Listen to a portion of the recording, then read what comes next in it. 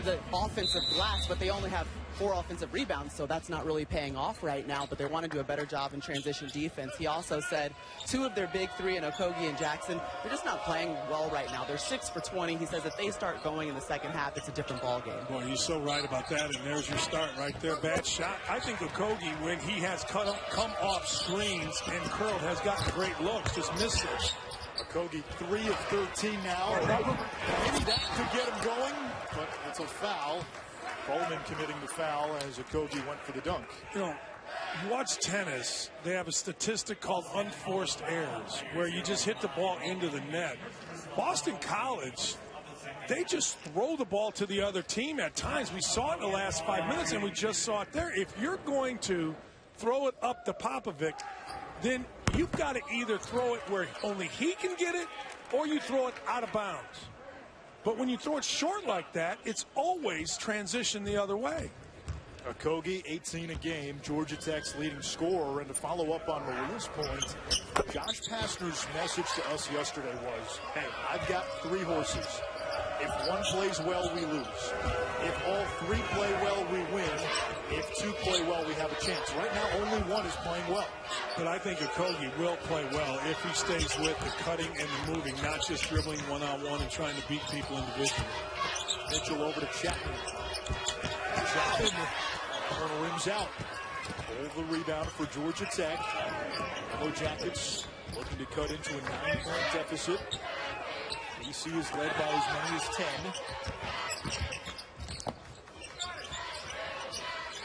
Plenty of time to shoot. Jackson. Manners on the putback, rather Cole, and it's Popovich the rebound, and then fouled by Moses Wright. No, that's just bad luck. Jackson got a shot that he's been making. Kid scored over 1,000 points in his career. He got a shot that he normally is going to knock in, just didn't go for him. Again, though, you can't let that dictate the rest of your game. You have to keep trying to get those shots because eventually they will go.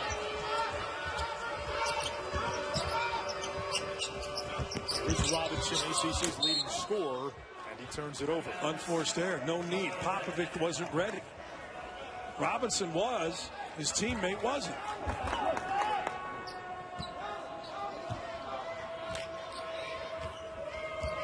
The winner of this game will take on NC State tomorrow at 2 p.m.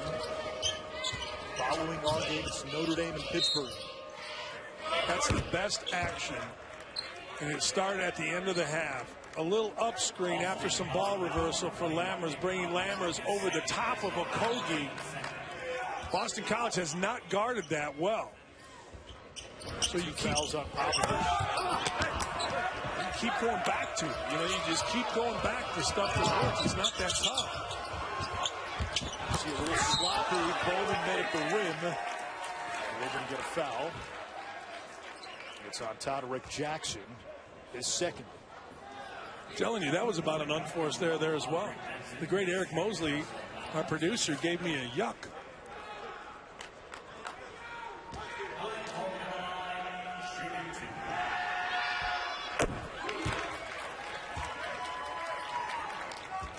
Kai Bowman averaging 17 a game. Jim Christian told me yesterday he feels next year, when Bowman's a junior, you'll see improved shot selection, more patience offensively, and he thinks Bowman can have the kind of season that Jerome Robinson is having this year. Well, I think both Robinson and Bowman are going to put their names into the NBA, and I think they're going to come back after they get. Does that make BC a tournament team next year? I think so. I think BC's a good-looking team. I just think BC needs to not hurt themselves. Now, that's easier said than done. I think they can win 2 games in this. Quick release by Bowman. The lead is 13, largest of the game. Not sure they can't win 3 games in this. They get through NC State. Then you're looking at Clemson, and remember Clemson playing without its best player, Dante Grantham, for the last 11 games. He's going to work on Popovich. And going to the floor is Chapman. Well, Chapman yourself with inside play. Now, Popovich can go get a bucket. He has today, but he is not going to beat you. So you stay home a little bit more, or you should stay home a little bit more with Robinson, Chapman. You just should. And if you don't, then it's on you. Both free throws good for Lammers. He's got a game-high 13.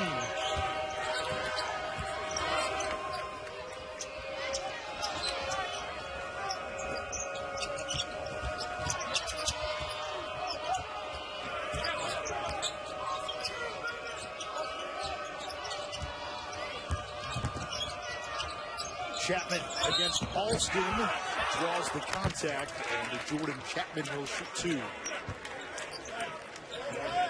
They can just get shots. I mean, they are clever offensive guys. And again, between the three of them, and you add Mitchell to it, you put 4 guys out on the court that put a lot of pressure on the defense. Alston just picked up his 4th. Grad transfer from Lehigh. He still has another year of eligibility left. For Georgia Tech, their guard depth is taking a hit. Curtis Haywood, a freshman sharpshooter, out for the season. Jose Alvarado, really the big loss, fractured his elbow against Duke. He was the point guard. He was also another 3-point shooter that's now off the table. I thought he was a perfect guy for this team. You know, young guy, going to grow. And, you know, he found people. He played really hard. He had enough shake to him that he could go get his own shot or create for somebody else. Big loss, Alvarado. Josh Pastner describes him as someone who's going to be a really good 4-year player at Tech.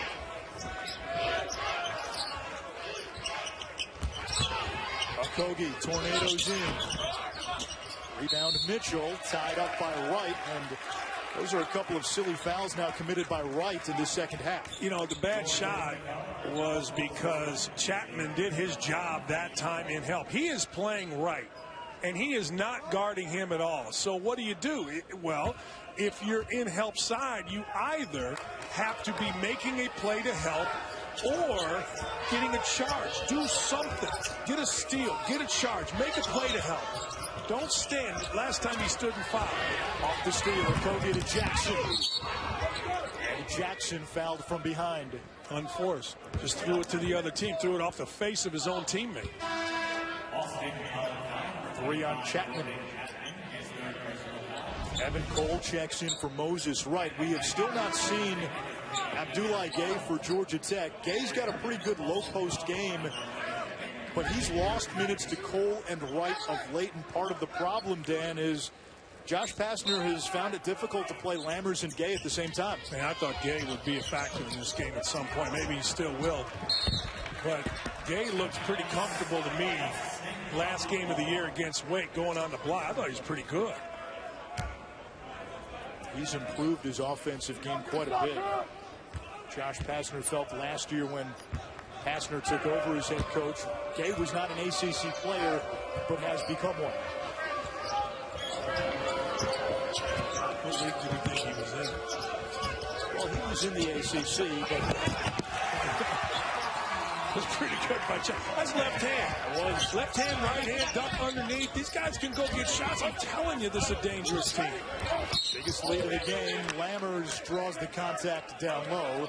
Foul is on Vin Baker Jr. This is pretty nice. Like just a little crossover, extra dribble. Right there, he jumps, best jump. Leads with his right shoulder, protects. This is really, really good. Jackson not really guarding. Jackson raised up a little too quickly, but man, Chapman with leaning in left hand. Pretty good, pretty dangerous team here, Boston College. Bowman, the only player in the league with 16 points per game, 6 rebounds, and 4 assists, and almost 7 rebounds per game for somebody who is 6'1". Well, Bowman, to me, this kid here is strong. I call him Chapman, but he's Bowman, obviously. He is the kind of kid that kind of controls things as well. You know, he's a strong kid. He's a demanding kid. Good teammate. Then when he's asked to make a play, he can go make one. Robinson against Lammers, the up and under. Battle for the rebound. And Evan Cole was out of bounds. Media timeout. Notre Dame and Louisville. And then you look at that top 4, Dan. Can Duke repeat? Oh, I think there's no question they can. I love how Duval played against North Carolina. I think that was missing when they went to Virginia Tech and got beat. They didn't get a very good floor game out of anybody, really. But no, I don't think there's any question who can repeat on this. But, man, Virginia wins the league by 4 games. Like, if you win a league by 4 games, they should be the team that you talk about constantly as winning. Is anything else would be an upset? So why aren't we talking about Virginia? Because of their style of play, because people think you can play with them because they score in the 60s. You know, the theory is most teams can get in the 60s, mid-60s. Not a lot of teams can get in the 80s. John Calipari has really made a big deal about that at Kentucky. No good from Baker. Mitchell, the offensive rebound. Bowman driving.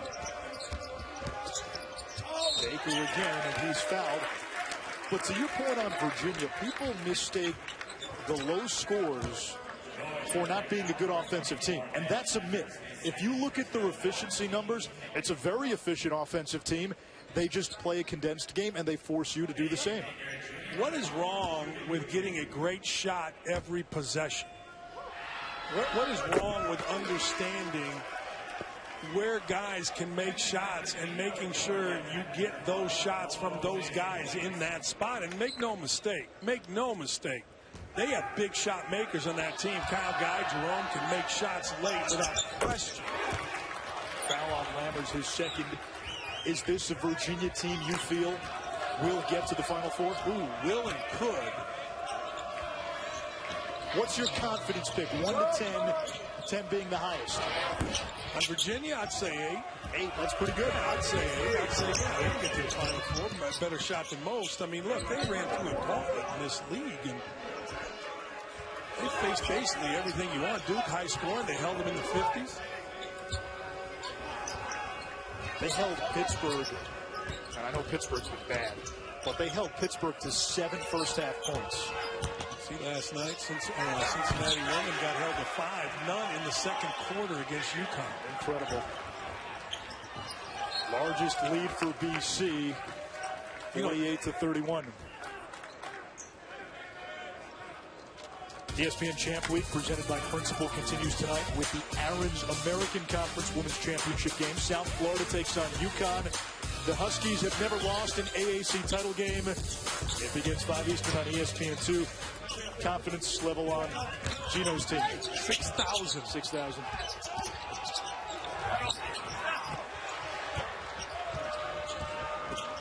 Confidence level on Gino's team, you're right, 6,000. Also, though, guys, Gabby Williams, she tweaked her hip in the quarterfinals, and she's the best athlete that the Huskies have. But I also wanted to add in, when you guys are talking about Virginia, with Ty Jerome and Kyle Guy, the sophomores, they feel really empowered to lead the team as well. And it comes from seniors like Devin Hall and what we've seen from Isaiah Wilkins, and it's a perfect mind warp or perfect storm of what you would need to make it to a Final Four. Do you agree with this, Maria? I talked to Tony Bennett. He said Kyle Guy cutting his man bun from last year has had a Samson-like effect on him this year. Okay, so I went over the bun cutting with Kyle Guy. He said he literally watched a SportsCenter highlight of a Louisville game, and he was the only one in the highlight. He said he had like 1 field goal, and after watching that, he said it's not about the team anymore, it's about my bun, so I have to cut it off. So that's why he ended up doing it, and he feels like now more of the conversation is obviously about Virginia as a team as a whole. I also think his mother had something to do with it. Someone told me at some point, but the bun has an effect, people.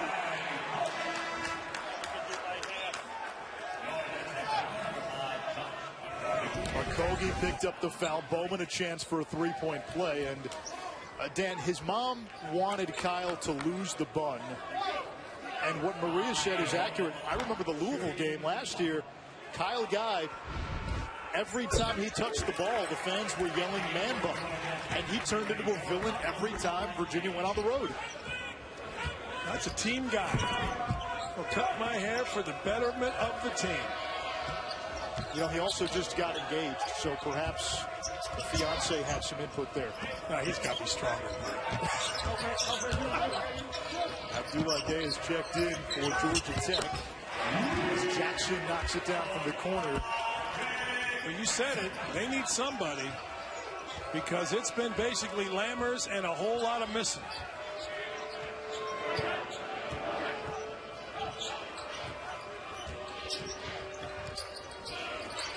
There's Chapman. No good.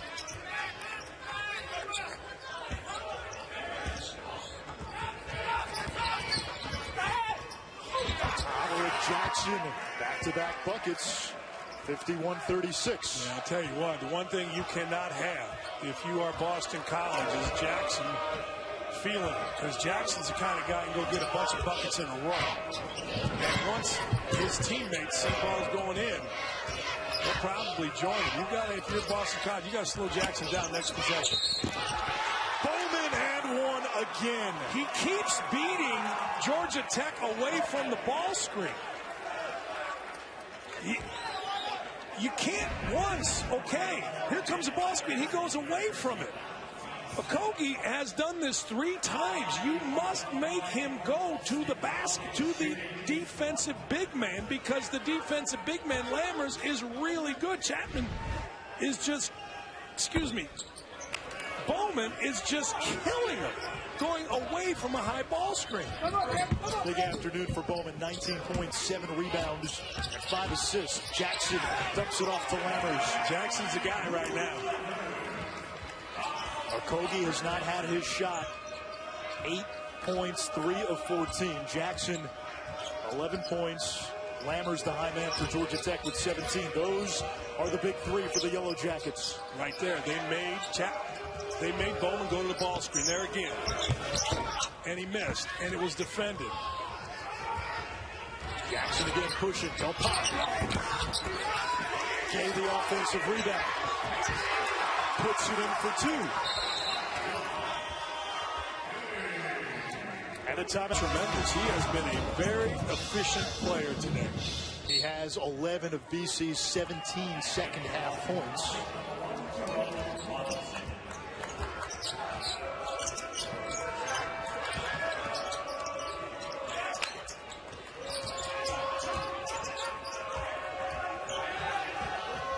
Robinson, step back on Lammers.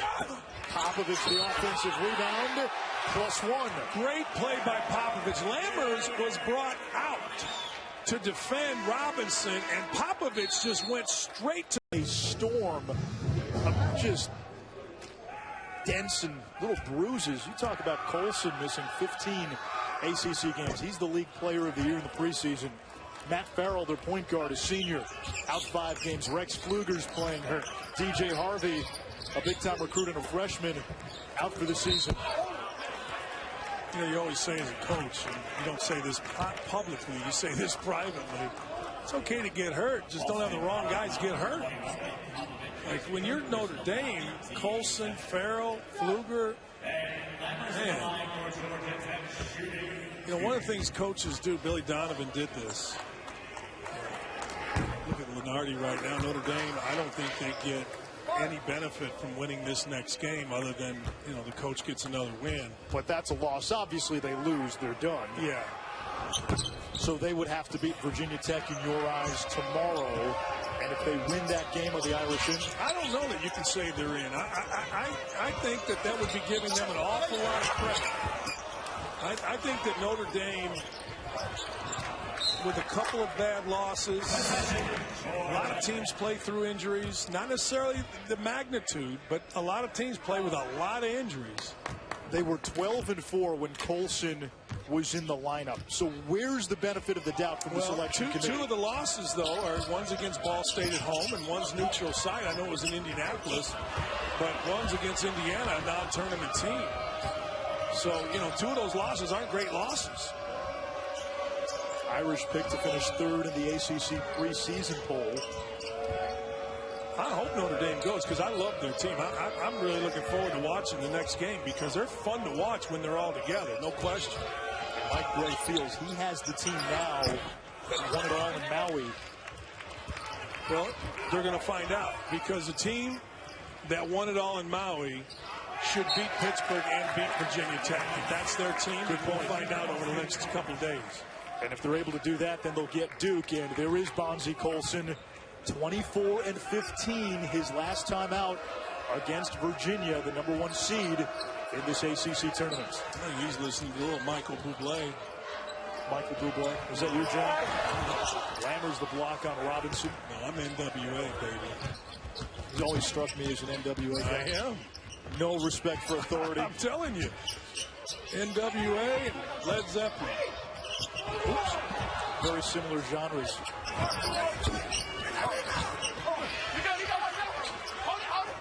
Popovich has had a nice game for BC. He's done exactly what he's supposed to do. He's finished around the rim. He's distributed the ball when he hasn't had anything, and he's clogged the lane. Georgia Tech will do this a lot with Gay. They'll have him guard the perimeter. 7'4" wingspan. Bowman able to draw the contact. And he'll go to the line. I don't know what else you're supposed to do if you're Gay. He moved his feet. And he kept Bowman in front right here pretty good. Let's see. Well, he kind of, I guess, slapped his arm down, but I don't think that made any contact. I don't know how you're supposed to guard if you can't do that. So Kai Bowman back to the line looking for his 20th point. There it is. I tell you, you should be happy with me. The Chapman family, I've called Bowman Chapman about 15 times today. Pretty distinguishable difference. One has red hair, the other doesn't. It's fairly easy. I was going to give you a free pass on that one. No, I know when I screw up. I like both of them. I like all three of them. Jackson splits the D, leaning in, gets the bounce. That's what I'm saying earlier. He needs to continue to attack like that. He's wants to be in the conversation. But look, Michigan, 9 in a row, playing fantastic basketball. I like Michigan State as well. I know they got beat against a very good Michigan team, but they have all the pieces, and they defend like crazy. You saw them in the Big Ten tournament over at Madison Square Garden just last week. What's changed about John Beilein's team down the stretch? You know what? Nothing necessarily has changed other than they're making more shots. They have been John Beilein's best defensive team all year long. Gay down low. Georgia Tech scores off the scramble. And now the press by the Yellow Jackets as it's almost desperation time. Well, the press didn't affect that. What happened there, another unforced turnover for Jimmy Christian's team. They got the ball, and instead of just backing it out and running a break, they went too fast, turned it over layup. Alden bothered by Gay. Chapman shot fake. And that rattles home. Great shot fake. A great shot fake is defined by your rear end staying down and the ball being shown at least to your eye or forehead level. And Chapman did a great job of lifting the defense. Jackson at the other end. You had two guys playing zone. Excuse me, three guys playing zone, two guys playing man-to-man. You had a mess right there for BC, gave up a layup. Dan, Boston College today, 2 of 13 from 3. And if we had said that before the game, you would think that was a recipe for Georgia Tech to have success. BC, though, has gotten a lot of baskets like that. Yeah, right in the middle of the lane. Robinson found Petrovic, and too easy. Just absolutely too easy.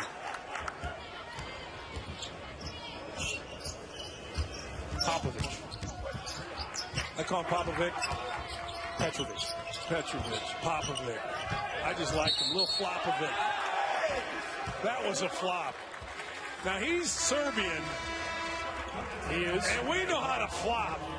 Against him when he was 18 years old, and man, was he good. I mean, he was really playing on the, I believe it was the Yugoslavian national team. And you said it taken way too soon. You think about how his style would play in today's NBA. Playing anyway, yeah. Doesn't matter. Doesn't matter. You know, he you know, for those of us that are Serbian, he and Pistol Pete. Look at Pistol Pete Popovich going to the rim with the left. That's what it took for you to say his name right. Lammers. They get a foul on Jerome Robinson, his third. That's pretty good. This was finishing over a couple guys. And again, really nice pass. These guys work nicely together. Robinson to Popovich, and Popovich with the finish through traffic. It's an offensive foul on Lammers. And for Ben Lammers, that is 4. 19-point lead for BC. The Eagles hold on. They'll get NC State. Josh Okogie hits. Been a rough afternoon for the third-team All-ACC selection. Okogie 4 of 15 now. You know, it would behoove you to pick up. It doesn't seem like it would, but between Bowman and Robinson, to beat away from the ball screen again, it would behoove you to play against them, pick them up full court, because they get really sloppy. Oh.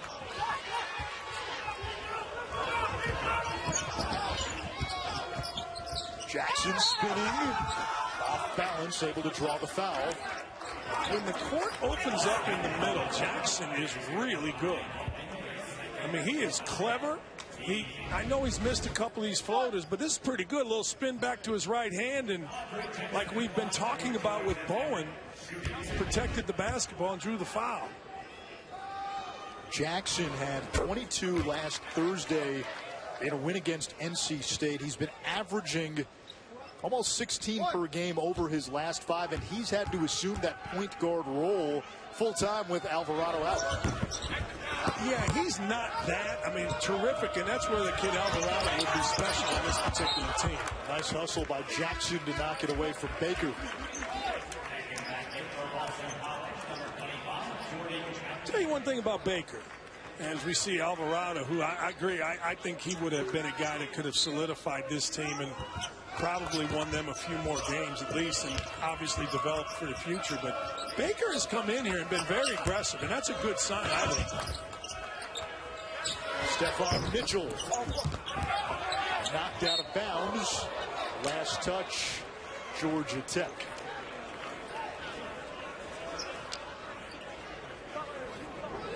Our colleague Seth Greenberg said it today earlier on the air. He thought if BC wins, you're looking at an NIT team. Last year, Georgia Tech got to the NIT, made a deep run. What would an NIT berth mean in BC's continued growth? Well, I think it'd be great. I mean, let's remember a couple of years ago, 0-18, and next thing you know, playing a prestigious postseason tournament. Not the one you want. We all get that. But it would be huge to get to practice more, play some more games. You know, play it out in the Garden if you can get there. It's a program that, again, was coming off 6 straight losing seasons. They have clinched a winning season this year, 7 conference wins, which is more than the previous 3 years combined. I think the move to the ACC obviously hasn't been the easiest thing. I mean, let's be honest, you're playing against similar schools when you were in the big Catholic schools, things like that. But I think Jim Christian, again, I mean, he didn't have, you come into a program. Oh, remember, Al Skinner had some pretty good teams. Really good. Yeah, Al Skinner did a great job, but, you know, he got fired for a reason, and Christian comes in, and next thing you know, they basically break it down to the, you know, no wins, and now you're building it back up. Let's check in with Maria. You know, I talked to Jerome Robinson, and he said that part of the thing that has changed over time is really the mentality of winning, and he said it's really real. I mean, things would happen in a game, they'd be up in a game that they weren't supposed to win, and everyone would get quiet. And you know how it is when you're just trying to get over that plateau, or you're trying to get to the point where you know how to win. He said, we're finally getting there. Those 7 wins in ACC play start to prove it. It's a step in the right direction for them. Right, for Jim Christian, Robinson was a step in the right direction. Talking to Christian yesterday, he said after that 0-18 season, there was no wavering from Jerome Robinson. There was no, I'm going to go somewhere else. It's not working out here. He wanted to be a part of the process to get this program back. Yeah, let's be honest. The better the players, the better the coach. And that kid doing that was absolutely huge, because you see it all the time now. Kids leave for whatever the reason, and an 0-18, hey, we're not going to get to play in the tournament. Maybe during my time would be one of the many reasons that kids transfer. So good for Robinson sticking with it. And what Jim Christian had to do that season when BC was not winning games was sell hope. And hope was Jerome Robinson. And then Kai Bowman followed. They've got Jarius Hamilton, a top 60 recruit, another North Carolina kid, just like Robinson and Bowman. Hamilton comes next year. And all of a sudden, you can see that green light at the end of Gatsby's deck. You look at a program on the other side like Pittsburgh, who we'll see today, they're 0-18 in the ACC, and what makes Kevin Stallings' position so tenuous, right now it's really hard to sell hope. Yeah, but that's what they're hiring you to do. You know, let's.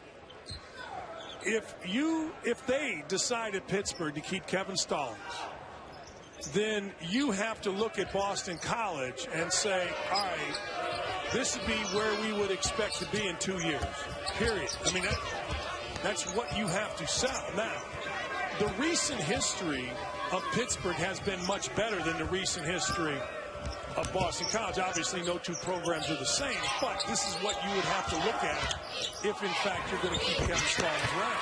And to me, that's the difference. Because, remember, Jim Christian took over for Steve Donahue. Right. BC had been a sinking ship.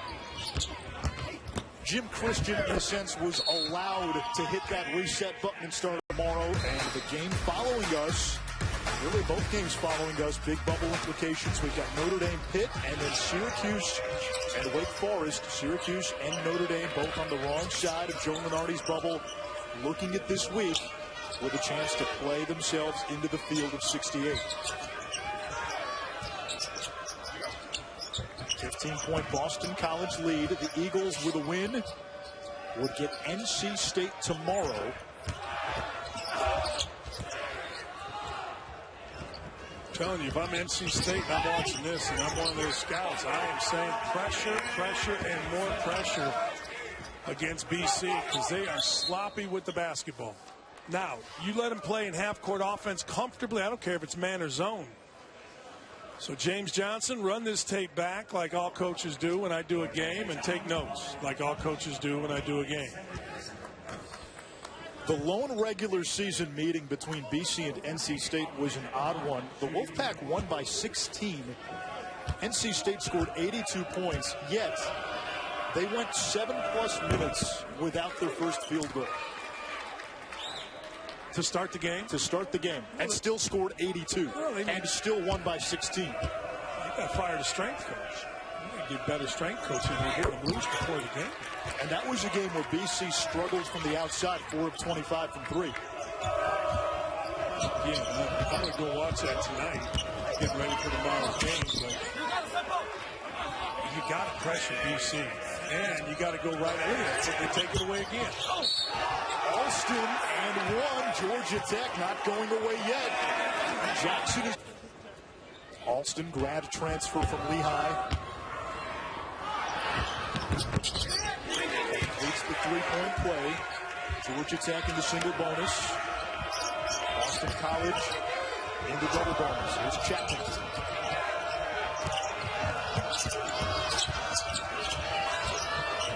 Nearly turnover number 9. Chapman down low to Popovich, who's got 18.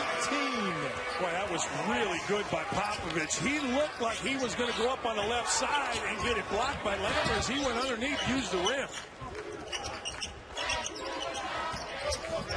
Alston over Popovich. Hits! Georgia Tech within single digits. What you don't need to do here is foul in the backcourt. Look at this. Another turnover in Jackson.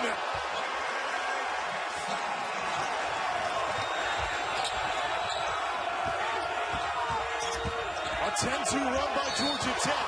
Active hands, a little too active. That's what they did not do. I'm telling you, they'll give it back to you. This is a tough shot. Alston just lifted up over 2 guys and drilled it. Alston has fouled out for Georgia Tech. Okay, there's another. Turnover, dunk it. I thought they had another turnover, but it was called a foul. 15 points off 16 BC turnovers, and 8 of those turnovers have been from Kai Bowman.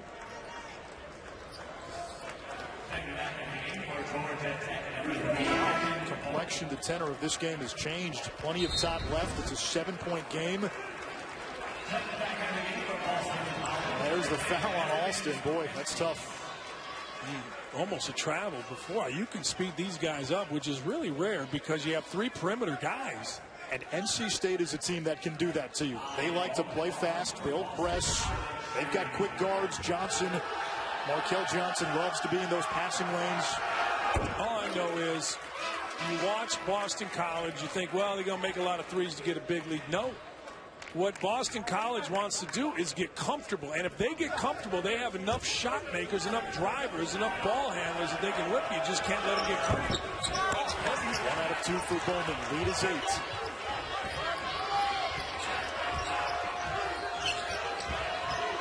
Gay down low to Lammers.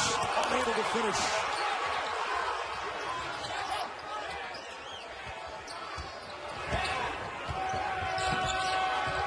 Bowman picks up the dribble across the top line. Popovich, who is fouled by Gay. And Nick Popovich, a 73% free throw shooter, to the line.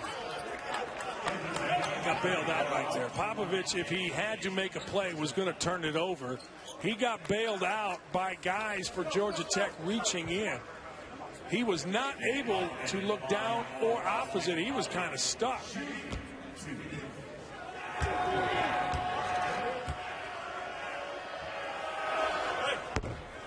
First one no good. Popovich today has matched his career high with 18. That was Josh Pastner's gambit. Make the BC Bigs beat you. New career high, 19 for Popovich. 9-point lead. Less than 2 minutes to go in regulation. Notre Dame Pitt follows. Jackson. Offensive rebound to Kogi. And we've got a foul as Robinson hit the deck. They're going to get Cole. That is 3 on Evan Cole. And Cole came flying in, made a nice play to keep the ball alive. Desperate times, desperate measures. There's one tip. That's a good call. Yeah, really good call. Here's what drives you crazy. Play like this, Georgia Tech all of a sudden ratcheted it up. What? You should never have to ratchet it up. You should, in tournament play, just play as hard as you can. How much of it, though, for Georgia Tech is just playing without all the cards in the deck?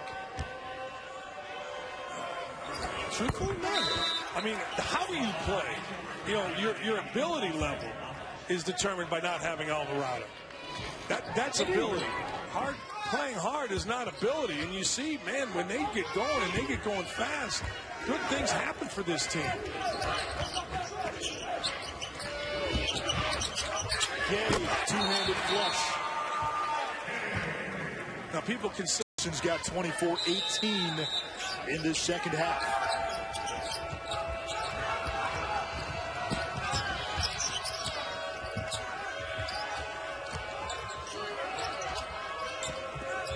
Mesniaks is the guy you want to foul if you're going to. Robinson now takes it to the basket, blocked, and we get a foul. Let me go back to what we were talking about earlier. You know, Jackson has made a couple threes. Alston made one, so you say, all right, I got to go back to him. Okay, he's fouled out. So now the other guys just can't jack up threes because, you know, one of their three-point shooters is fouled out. You've got to be able to drive the basketball and just put points on the board and then hope you get enough missed free throws. Gay picked up the foul, his fourth. BC led by as many as 20. Georgia Tech has never led. Yellow Jackets just a few moments ago got the deficit down to 7.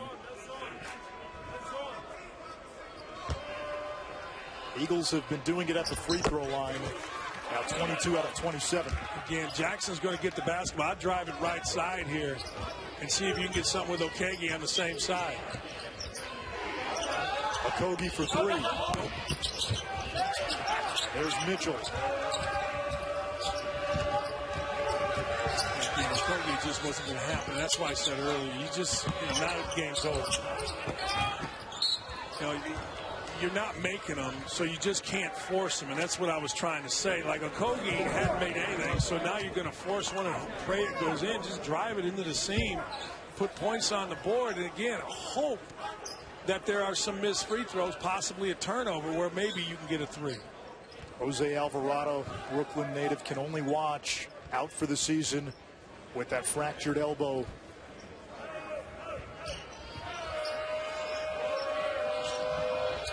Nearly a 5-second violation as Bowman is fouled on the sideline.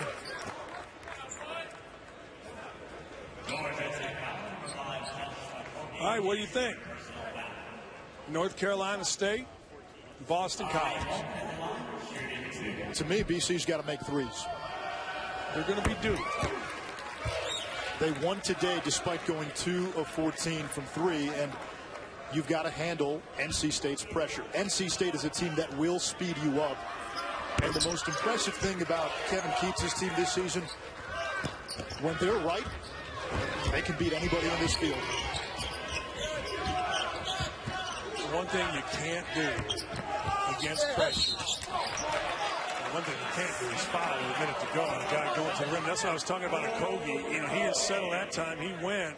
And now you make a free throw, you at least you're staying around the game. If he just forced that up and missed badly like he did the previous time, ball game's over. Now at least you feel like you got a chance to set up a press, maybe get a turnover, make this interesting. Okogie 5 out of 19. But you know, against pressure, I really believe that Boston College needs to tomorrow go north and south and then play out of it. What do you mean by that? I mean, go to the rim. Look at this. They'll give it to you. And they just turn it over again. I'm telling you, they will give it to you. So here's what you do as a scout. If you're watching that, you say, all right, now Robinson, pretty comfortable going to the rim from the top of the key with his left hand, but not in the open court. So you pick him up 3/4 court. You try to make him go left. See if he'll just dribble it out of bounds. Same thing here, drive it. Jackson off the shot fake. This is a 3. It's good. 80-73, 53.8 left. You got to foul him. Jackson nearly forced the turnover, but they get a foul. And Popovich is 73% free throw shooter to the line. Yeah, he's 73%, but he has not looked good shooting free throws. The ball's kind of popped out of his hands, and this saves you a little time. Could have been a travel. Nearly a turnover. Jackson almost got all ball. 4 fouls on Todrick Jackson now. Both teams in the double bonus. Popovich misses. That door is still ajar for Georgia Tech. He misses like that again. Watch this ball outlet to either Okogie or Jackson, and they're flying down the court. They could score in 4 seconds here, 3 seconds if he misses long like that. 1 out of 2. Same thing here, though. Don't need a 3. Get it to a 2-possession game with a bucket. Jackson will drive it. Gets the easy 2, 81-75, and a 2-possession game.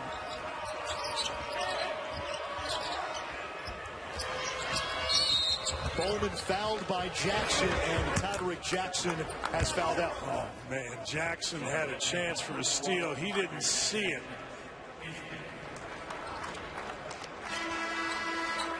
And that's another 3-point shooter off the floor for Georgia Tech. Yeah, you can see the anguish of a senior thinking he's played his last game. You're right. I mean, look, now the other guys can't hope to make a 3. You've got to go to the rim. If you get a 3-point play off the drive, then fine. But you can't say, hey, Jackson's out, Alston's out, I got to be the guy to shoot 3s. No, go to the rim. In his final game as a Yellow Jacket, Todrick Jackson tied a career high with 29 points, 23 in the second half. The only reason Georgia Tech even has a chance right now is because of Jackson. No doubt, he was terrific.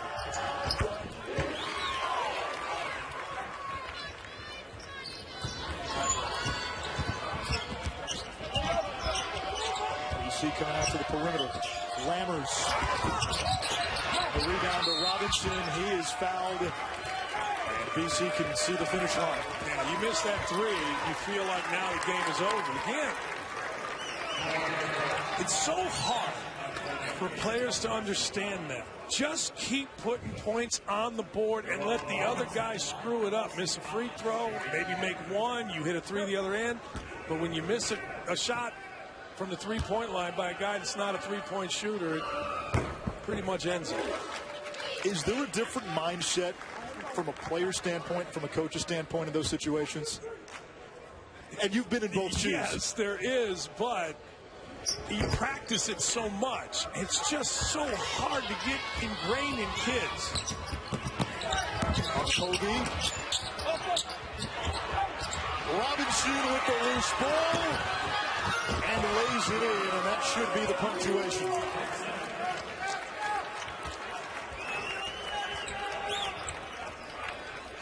Well, you said it. They're going to have to shoot the basketball better. Look at that. Great play. Great play by Mitchell right there. Great play. That's why they love that kid, Mitchell. He does all those little things. Ties up the offensive player, Okogie. Jump ball, possession arrow, BC. And the Eagles have a date with NC State tomorrow in the second round of this ACC tournament.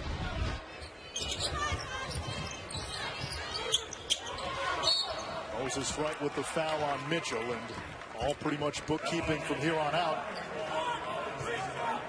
Following our game, we'll send you to Adnan, Seth, and Jay in the studio, and then we've got Notre Dame and Pittsburgh in game 2 of a triple header here on day 1 of this ACC tournament. The Irish, one of Joe Lunardi's first 4 out.